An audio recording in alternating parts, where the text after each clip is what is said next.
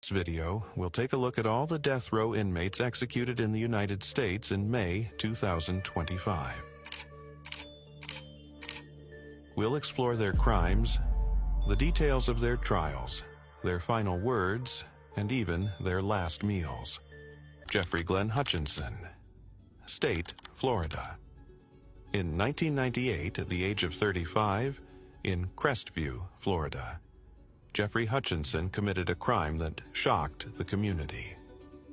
That night, after an argument with his girlfriend Renee Flaherty, Hutchinson left the house and returned armed with a shotgun. Inside the home, he shot and killed Renee and her 3 children, Jeffrey, 9, Amanda, 7, and Logan, 4.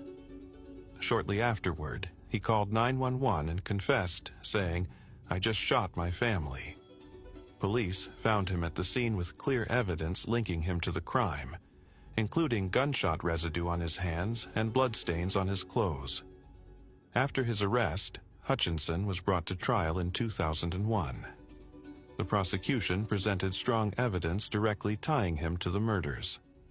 The defense argued that Hutchinson suffered from bipolar disorder and had sustained brain damage during his service in the Gulf War. They also suggested that others may have been involved in the killings. However, the jury rejected these claims and found him guilty on 4 counts of first-degree murder.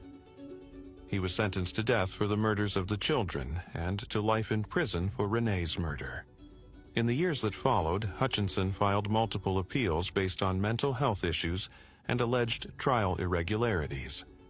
Veterans groups and human rights organizations urged the Florida governor to intervene, arguing that Hutchinson's wartime trauma impaired his criminal responsibility.